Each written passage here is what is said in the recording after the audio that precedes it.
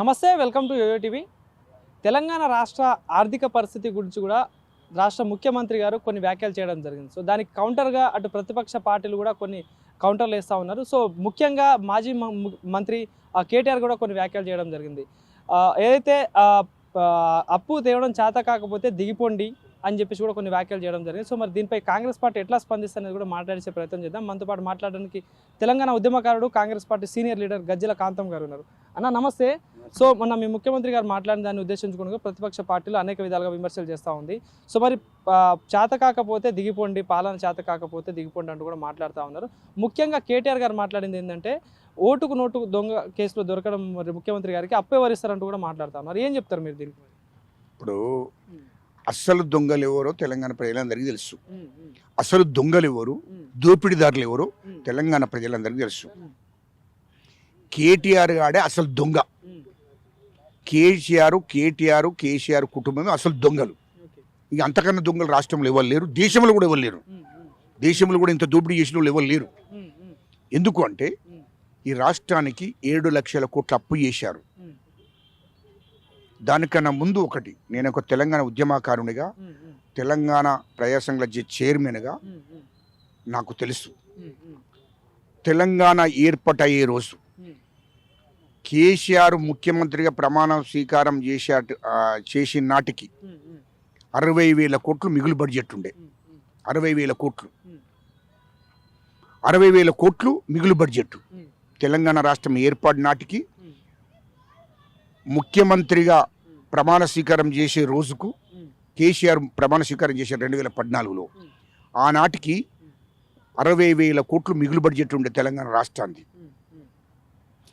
ఆ 60,000 కోట్లు పోగా ఇంక 7 లక్షల కోట్లు అప్పు చేశాడు కేటీఆర్ ఈ రాష్ట్రానికి. చేసి దాంట్లో 3 లక్షల కోట్లు వాళ్ళ కుటుంబమే దోసుకున్నది. కేటీఆర్ కుటుంబమే దోసుకున్నది. ఈ అప్పు చేయడానికి ప్రధాన కారణం కేటీఆర్ వాళ్ళే కదా అన్నప్పుడు ఎవరు అసలు దొంగలు? రెండోది, కాళేశ్వరం ప్రాజెక్టు కట్టారు.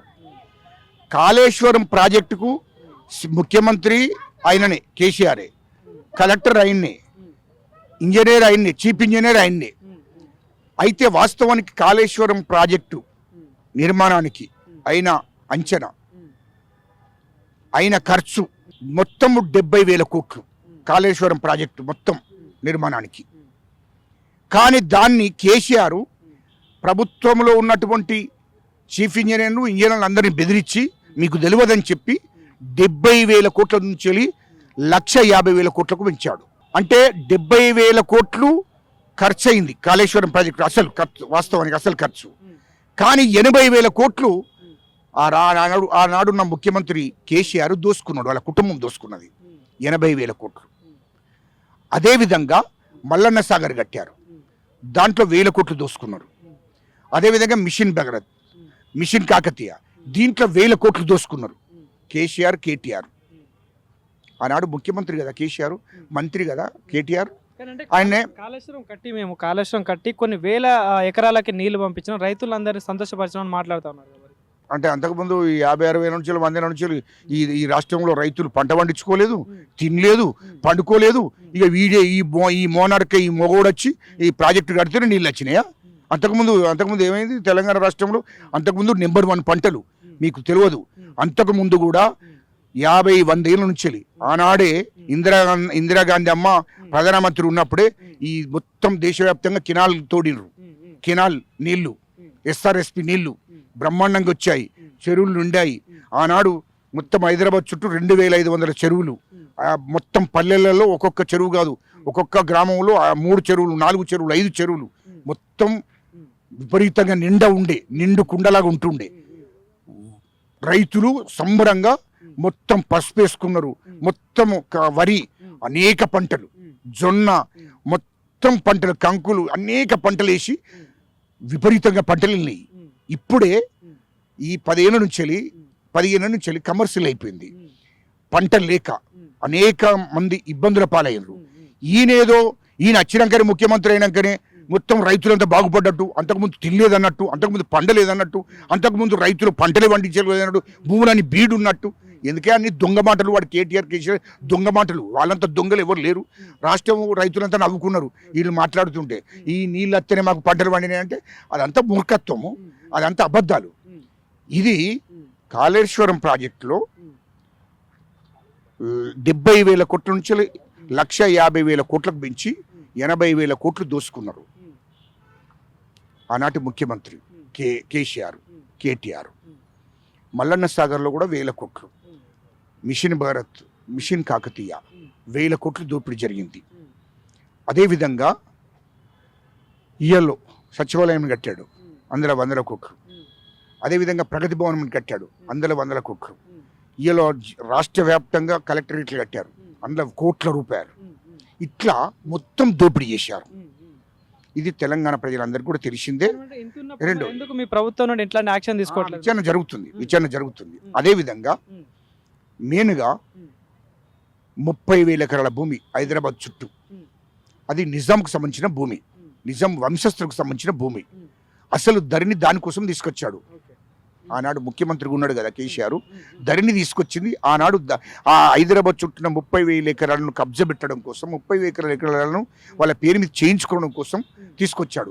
నిజాంకు సంబంధించిన భూమి, నిజాం వంశస్థులకు సంబంధించిన భూమి, దాని మీద కన్నుబడ్డది. అదేవిధంగా ఊళ్ళల్లో, గ్రామాలలో, మండలాలలో భూస్వాములు దొరలు ఉంటారు.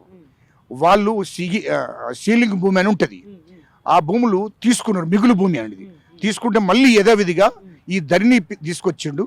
అదే దొరల పేరు మీద, అదే భూస్వాముల పేరు మీద ఆ భూములన్నీ మళ్ళీ తిరిగి ధరలు ఎక్కించాడు. ప్రభుత్వం రికార్డులకు ఎక్కించి మళ్ళీ వాళ్లకు హ్యాండ్ ఓవర్ చేశాడు భూమిని. తర్వాత ఈ 30,000 ఎకరాల భూమిని కేసీఆర్ బీనామీ, కేటీఆర్ బీనామీ, కవిత బీనామీ, వాళ్ళ కుటుంబ సభ్యుల బీనామీల పేరు మీద ఈ నిజాం వంశస్థులకు సంబంధించిన 30,000 ఎకరాల భూమిని రికార్డుకి ఎక్కించుకొని ధరలు ఎక్కించి 10,000 ఎకరాల భూమిని అమ్మేశాడు. అమ్మేసి ఇతర దేశాలలో పెట్టుబడులు పెట్టారు కేసీఆర్, కేటీఆర్, కవిత. రెండోది ఇంకా 20,000 ఎకరాల భూమి వాళ్ళ పేరు మీద ఉంది ఇప్పటికీ. కేసీఆర్ బీనామీ, కేటీఆర్ బీనామీ, కవిత బీనామీ, వాళ్ళ కుటుంబ సభ్యుల బీనామీల పేరు మీద హైదరాబాద్ చుట్టూ 20,000 ఎకరాల భూములు ఉన్నాయి. వాళ్ళ పేరు మీద చేయించుకున్నారు, వాళ్ళ బీనామీ పేర్ల మీద. వాళ్ళ పేరు మీద అంటే వాళ్ళ బీనామీ పేర్ల మీద. రెండవది నేను ఒక్కటి అడుగుతా, 2014 ముందు బంజారాహిల్స్లో ఒక ఇల్లు ఉన్నది. మరి మీడియా వాళ్ళకు మీకు తెలుసో తెలియదో నాకు తెలియదు, మీడియా వాళ్ళందరికీ తెలిసి ఉండాలి. హైదరాబాద్లో ఒక ఇల్లు ఉన్నది, ఇక్కడ బంజారాహిల్స్లో ఒకటే ఇల్లు, ఆ ఇల్లు ఒకటే ఉండే. మరి ఇప్పుడు కేసీఆర్కు ఇక్కడ ఫామ్ హౌస్, చిన్నగా ఉండే ఫామ్ హౌస్, 60 ఎకరాల భూమి ఉండాడ. ఇలా 600 ఎకరాలు, 600 ఎకరాలు ఉన్నది, పెద్ద ఫామ్ హౌస్ కట్టింది. అది ఎక్కడి నుండి వచ్చిందో తెలంగాణ ప్రజలకు చెప్పాలి. కేటీఆర్ 500 కోట్లతోని 5 అంతస్తులు ఇల్లు కట్టాడు, అది ఎక్కడి నుండి వచ్చిందో చెప్పాలి. రెండోది 100 ఎకరాల్లో ఫామ్ హౌస్ కట్టాడు కేటీఆర్కు సపరేట్, మరి అది ఎక్కడి నుండి వచ్చిందో ప్రజలకు చెప్పాలి కదా. ఇలా కవిత ఇదే బంజారాహిల్స్లో 180 కోట్లతో ఇల్లు కట్టింది. 20 కోట్లతో ఇతర కంట్రీల, ఇతర దేశాల నుంచి ఫర్నిచర్ తెప్పించింది. ఆమె తాగే గ్లాసు కూడా ఇతర దేశాలు, ఇక్కడది కాదు. మరి ఆయన కూర్చునే కుర్చీ కూడా వేరే దేశాల నుంచి వచ్చినాయి. మరి అవన్నీ ఎక్కడి నుండి వచ్చినాయి తెలంగాణ ప్రజలకు చెప్పాలి కదా. 180 కోట్లు ఎక్కడి నుండి వచ్చింది, 20 కోట్ల ఫర్నిచర్ ఎట్లా వచ్చింది, మరి ఆమె వాచ్ 20 లక్షలతో పెట్టుకుంటుంది, అవన్నీ ఎక్కడి నుండి వచ్చినాయో తెలంగాణ ప్రజలకు చెప్పాలి కదా. మరి అంతకుముందు అయితే వ్యాపారాలు లేవు, కేసీఆర్ కుటుంబ సభ్యులకు వ్యాపారాలు లేవు. మరి 2014 నుంచి 2023 దాకా ఈ ఆస్తులు ఎక్కడి నుండి వచ్చినాయి మీకు చెప్పాలి కదా. రెండోది అదే కవితకు 100 ఎకరాలలో ఫామ్ హౌస్, 100 ఎకరాల్లో ఫామ్ హౌస్ ఎక్కడి నుండి వచ్చినాయి ఇవంతా. ఇంకోటి దుబాయ్లో ఇదే కవితకు 180 కోట్లతో ఒక ఇల్లు ఉన్నది, ప్లాటు. అట్లా 3 ప్లాట్లు ఉన్నది 500 కోట్లతో. అవి ఎక్కడి నుండి వచ్చినాయి ప్రజలకు చెప్పాలి కదా. రెండోది 25,000 కోట్లు ఒక ఆంధ్ర బడాబాబుతో పాటు దుబాయ్ రాజు వాళ్ళతో పార్ట్నర్షిప్ ఉన్నది. 25,000 కోట్లు తీసుకుపోయి పెట్టుబడి పెట్టింది అక్కడ. అవి ఎక్కడి నుండి వచ్చినాయి తెలంగాణ ప్రజలకు చెప్పాలి. తర్వాత ఇదే కేటీఆర్ లండన్లో ఇల్లు ఉన్నాడు, అమెరికాలో ఇల్లు ఉన్నాడు. అమెరికా కంపెనీలలో 40,000 కోట్లు పెట్టాడు కంపెనీలలో. మరి ఆ డబ్బంతా ఎక్కడి నుండి వచ్చింది? ఈ ఇంగ్లీష్ అమెరికాలో ఇల్లు ఉన్నాడు. మరి అవన్నీ ఎక్కడి నుండి వచ్చినాయి తెలంగాణ ప్రజలకు చెప్పాలి కదా. అసలు దొంగలు ఎవరు దీన్ని బట్టి అర్థమవుతుందా? అసలు దొంగలు ఎవరు? రాష్ట్ర ప్రజల రక్తాన్ని, రాష్ట్ర ప్రజల చెమటను దోసుకున్నది కేసీఆర్, కేటీఆర్ కుటుంబమే కదా. అసలు దొంగలు వాళ్ళే కదా. అన్నప్పుడు వాళ్ళ మీద రాష్ట్ర ప్రభుత్వం విచారణ జరుగుతుంది.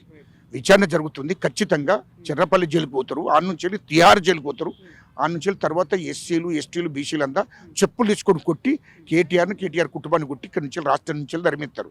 అది గుర్తుపెట్టుకోండి. ఎందుకంటే వీళ్ళు ఓటుకు నోటు దొంగ అని అంటారు. ఓటుకు నోటు దొంగ అంటే ఎవడు అసలు దొంగలు? ఇప్పుడు ఏమో నీకు ఇంత దాకా సబ్జెక్ట్ చెప్పారు. అసలు దొంగలు ఇక్కడ ఎవరు? రెండవది 2014లో టీడీపీ ఎమ్మెల్యేలు కొన్నారు. ఎవరు కొన్నారు? కేసీఆర్ ముఖ్యమంత్రి అయినప్పుడు కేసీఆర్ అప్పుడు 25 మంది గెలిచిండ్రు. అయితే టీడీపీ ఎమ్మెల్యేలను 15 మందిని కొన్నాడు. ఒక్కొక్కరికి 3 కోట్లు 5 కోట్లు 10 కోట్లు ఇచ్చుకున్నాడు. అసలు దొంగ ఎవరు? ఇక్కడ కొన్నోళ్ళు ఎవరు?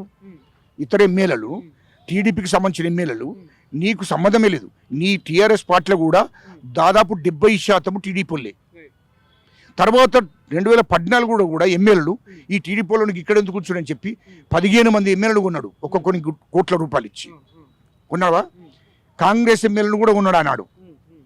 కాంగ్రెస్ ఎమ్మెల్యేలు కూడా రండి మీకు 5 కోట్లు 10 కోట్లు ఇస్తాను కొన్నాడు. మరి ఈ డబ్బంతా ఎక్కడ నుండి వచ్చింది? మా ముఖ్యమంత్రి రేవంత్ రెడ్డి గారిని అంటుండు ఓటుకు నోటు దొంగ కేసు.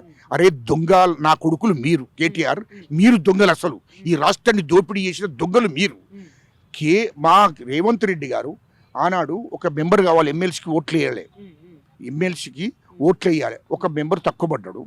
ఒక ఎమ్మెల్యే అంటే ఒక మెంబర్ అంటారు దాన్ని, వాళ్ళకు తక్కువ పడ్డది కాబట్టి ఆడ 10 లక్షలు ఆడ 5 లక్షలు అప్పు చేశాడు. రియల్ ఎస్టేట్ల దగ్గర వీళ్ళ దగ్గర డబ్బులు లేవయా ఇయ్యండి, ఆడ 10 లక్షలు తీసుకొచ్చి 50 లక్షలు కావాలంటే మేము ఇస్తాము, కానీ మా ఎమ్మెల్సీని గెలిపియండి. ఎందుకంటే మా ఎమ్మెల్యేలు ఈ దొంగ నా కొడుకు కేసీఆర్ కొన్నాడు. మా ఎమ్మెల్యే 15 మందిని కొన్నాడు కోట్ల రూపాయలు ఇచ్చి. మా దగ్గర కోట్ల రూపాయలు లేవు. ఆడ 5 లక్షలు 10 లక్షలు జమ చేసాం, 50 లక్షలు జమ చేసాం, నీ ఖర్చులకు ఇస్తా కానీ ఓటేయమని అడిగాడు. దాంట్లో తప్పే ఉంది అని అంటున్నా. 15 మందిని కొన్నవురా దోపిడి నా కొడుక. 15 మందికి 45 కోట్లు 10 కోట్లు ఎక్కడి నుండి వచ్చినాయి? ఈయన 50 లక్షలు ఆడి అప్పు చేసి తీసుకొచ్చిండు. ఈ పైసలు ఇస్తే మా ఎమ్మెల్సీ ఓటేయమని అన్నాడు. ఎందుకంటే మా ఎమ్మెల్యే నన్ను కొట్టాడు కదా వీడే. కాబట్టి ఇటు ఓటేయమని అన్న తప్పే ఉన్నది. అంటే ఓటుకు నోటు కేసులు అని నువ్వు అంటున్నావు. మరి ఎమ్మెల్యేను కొనేసినావు కదా నువ్వు ఏకంగా ఎమ్మెల్యేను కొనేసినావు కదా. మరి ఆ డబ్బంత ఎక్కడి నుంచి వచ్చింది? 50 లక్షలు ఈడాడ అప్పు చేసిండు మా రేవంత్ రెడ్డి అన్నాడు. అప్పు చేసి తీసుకొచ్చి ఇస్తే అని కేసీఆర్ గవర్నమెంట్ కాబట్టి సీసీ కెమెరాలు పెట్టి ప్రభుత్వ యంత్రాంగాన్ని ఉపయోగించుకొని దాంట్లో కేసులు ఇరికిచ్చినావు. 50 లక్షల కోసం కేసులు ఇరికిచ్చినావు. ఆడి అప్పు తీసుకొచ్చిన పైసలు అవి కేసులు ఇరికిచ్చినావు. మరి నువ్వు కోట్ల రూపాయలు పెట్టినావు కదా ఎమ్మెల్యేలు కొనడానికి. మరి అవి దొంగవు కదా. అసలు దొంగ ఎవరు? నువ్వే కదా. అందుకోసమే లుచ్చానా కొడుకు నీతులు చెప్పద్దు. రాష్ట్రాన్ని దోపిడీ చేసిన వాళ్ళు మీరు, ఎమ్మెల్యేలు కొన్నోళ్ళు మీరు, మొత్తం రాష్ట్రాన్ని దోషినోళ్ళు మీరు, అసలు దొంగలు మీరు. అసలు మీరు దొంగలు. ఇక్కడ ఉండద్దు, మీరు జైల్లో ఉండాలి. సో మొన్న రేవంత్ రెడ్డి గారు మాట్లాడిన వ్యాఖ్యలను కూడా బీజేపీ పార్టీ కూడా ఖండిస్తూ ఉంది. అయితే చేత కాకపోతే రాజీనామా చేయండి, మేము పాలన చేసి చూపిస్తామంటూ కూడా బీజేపీకి సంబంధించిన మంత్రులు కానీ అయితే కేంద్ర మంత్రులు కానీ ఎంపీలు మాట్లాడుతున్నారు. ఏం చెప్తారు? ఇప్పుడు ఎవడో శాస్త్రం చెప్పినట్టు దొంగలు అంటే భుజాలు కొనుక్కున్నాడట కేటీఆర్. ఇప్పుడు ఇంట్లో కేటీఆర్ కేసీఆర్ చేసినటువంటి దోపిడీ తెలిసేనే. అరే ఈటల రాజేందర్కి తెలిసే, బండి సంజయ్కి తెలిసి, వీళ్ళందరికీ తెలిసే కదా. తెలంగాణ ప్రజలు 8 మంది ఎంపీలను గెలిపించిండ్రా? 8 మంది ఎంపీలను గెలిపించిండ్రు బీజేపీ వాళ్ళను. 8 మంది ఎంపీలు ఏం చేస్తున్నారు? మీరంతా ఏం చేస్తున్నారు రాష్ట్రంలో? మా ముఖ్యమంత్రి గారికి శాత కదా అంటున్నారు. మరి మీరేం బీకుతున్నారా? 8 మంది ఎంపీలు, మీ కేంద్ర హోంశాఖ సహాయ మంత్రి, కేంద్ర కేబినెట్ మంత్రి కిషన్ రెడ్డి, మీరు అందరూ ఉన్నారు కదా. మీరు ఏం చేస్తున్నారు? మీరు ఎంపీలు అయితే తెలంగాణ ప్రజలకు గెలిపించారు కదా. తెలంగాణ ప్రజల కోసం మీరు ఏం చెయ్యాలి? రాష్ట్ర ప్రభుత్వము ఆర్థికంగా సరిగా లేదు. మరి ఇట్లా కేటీఆర్ కుటుంబం మొత్తం రాష్ట్రాన్ని నాశనం చేసిపోయింది. రాష్ట్రాన్ని దోసుకున్నారు. రాష్ట్రంలో మరి పరిస్థితులు మంచిగా లేవు. రాష్ట్ర ప్రజల కోసమైనా ఓ 50,000 కోట్లు, ఓ 50,000 కోట్లు, ఓ 1,00,000 కోట్లు ఇవ్వాలి కదా. మరి తీసుకురావాలి కదా. రాష్ట్ర ప్రజలు 8 మంది ఎంపీలను గెలిపించారు. 8 మంది ఎంపీలలో 2 మంత్రులు అయినారు, కేంద్ర మంత్రులు. మరి మీరందరూ కలిసి నరేంద్ర మోడీ గారిని ఒప్పించి, ప్రధానమంత్రి గారిని ఒప్పించి ఓ 50,000 కోట్లు 1,00,000 కోట్లు మరి తీసుకురావాలి కదా. మరి ఎందుకు తీసుకొస్తారా? మీరు ఎందుకు తీసుకొస్తారు? మీరేం బీక్టే అనుకున్నారా? మరి ఇక్కడ ప్రజలు ఓట్లేసారు కదా, మీకు ప్రజలు ఓట్లేసారు కదా. ఆ ప్రజలు ఓట్లేసినందుకన్నా ఈ ప్రజల కోసం ఒక 50,000 కోట్లు 1,00,000 కోట్లు తీసుకురావాలి కదా రాష్ట్ర ప్రభుత్వానికి. మరి ఎందుకు తీసుకొస్తారా? మీరు ప్రజల కోసమైనా తీసుకురావాలి కదా, ఎందుకు తీసుకొస్తలేరు? దానికి మొదలు జవాబు చెప్పుర్రి. మీరు ఏం పీకుతున్నారో చెప్పును. మీరు ఎంపీలు కదా, మీరు కూడా ప్రజాప్రతినిధులు కదా, మీరు కూడా మెంబర్ ఆఫ్ పార్లమెంట్లో ఉన్నారు కదా మీరు. మరి మీరేం పీకుతుండే? ఎంపీలను గెలిపించింది ఎందుకోసం? తెలంగాణ ప్రజలు మీకు పట్టం కట్టిన 8 మందికి 8 మంది కాంగ్రెస్ వాళ్ళని గెలిపించారు, 8 మంది మిమ్మల్ని గెలిపించారు. 8 మంది మీరంతా ఏం చెప్తారు? నరేంద్ర మోడీ గారి దగ్గర, ప్రధానమంత్రి దగ్గర దండం పెట్టో కాలు మొక్కో, అయ్యా మా రాష్ట్ర ప్రభుత్వానికి మా తెలంగాణ ప్రజల కోసం ఒక 50,000 కోట్లు ఇయ్యండి, 1,00,000 కోట్లు ఇయ్యండి. అయ్యా ఆనాడు దోపిడీ చేసిన కేసీఆర్ కేటీఆర్ కుటుంబం దోపిడీ చేసింది వాస్తవమే, కానీ ఇప్పుడైతే రాష్ట్రం బాగుపడడం కోసం ఒక 50,000 కోట్లు 1,00,000 కోట్లు ఇయ్యండి, తెలంగాణ ప్రజల కోసం ఏంటని ఎందుకు తీసుకొస్తలేరా? ఎందుకు ఆ మాటలు మాట్లాడ అన్ని ఇష్టం వచ్చినట్టు మాట్లాడద్దు, బాధ్యతయుతంగా ఉండాలి. మీరు కూడా ఎంపీలే, ఆ బాధ్యత మీకు కూడా ఓటేసారు తెలంగాణ ప్రజలు, అది గుర్తుపెట్టుకొని మాట్లాడాలి. Thank you.